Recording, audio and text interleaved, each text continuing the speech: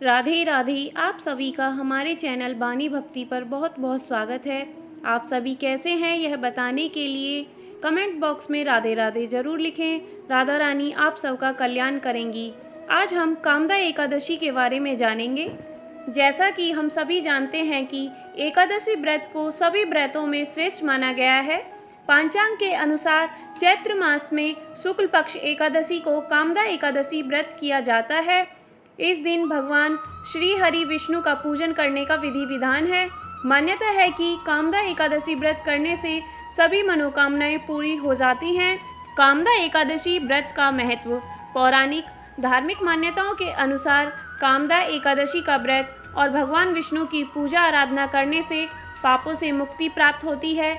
यदि जाने अनजाने में कोई गलती हो जाती है और मनुष्य अपने पापों का प्रायश्चित करना चाहता है तो उसके लिए कामदा एकादशी का व्रत सबसे उत्तम माना गया है।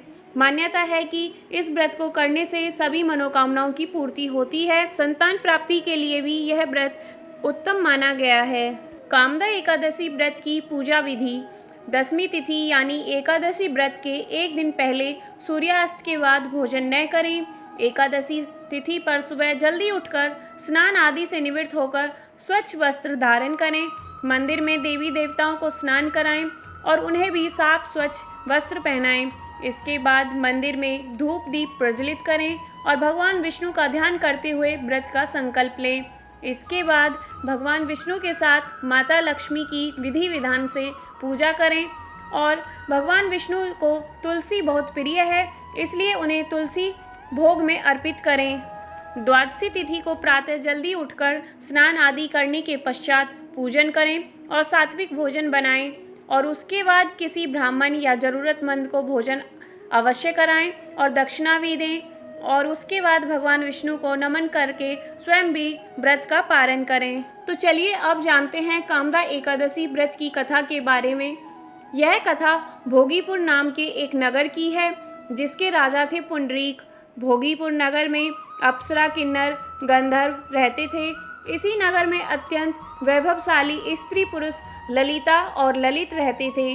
उन दोनों के बीच इतना स्नेह था कि वह कुछ देर के लिए भी एक दूसरे से अलग नहीं रह पाते थे।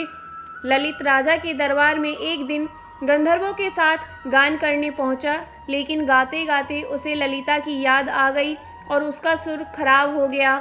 इस पर क्रोधित राजा ने ललित को राक्षस बनने का श्राप दे दिया और उसी क्षण ललित विशालकाय राक्षस बन गया। उसका शरीर 8 योजन का हो गया।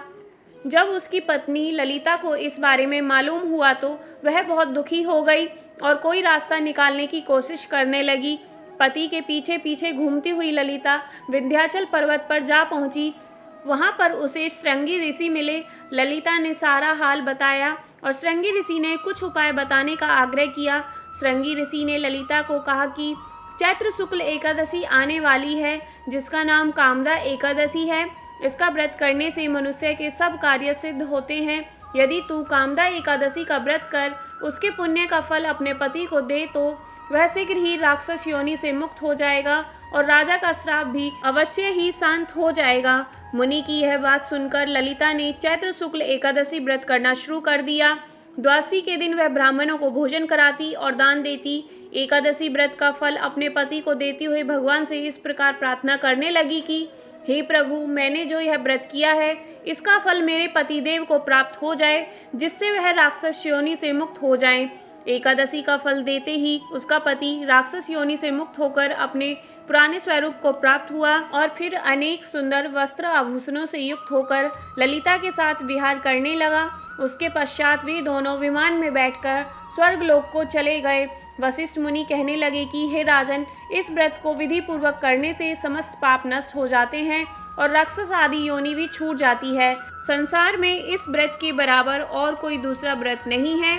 इसकी कथा पढ़ने और सुनने से वाजपेयी यज्ञ का फल भी प्राप्त होता है। इस तरह कामदा एकादशी व्रत की कथा समाप्त होती है। बोलिए ओम नमो नारायण। श्रीमन नारायण नारायण हरि हरि।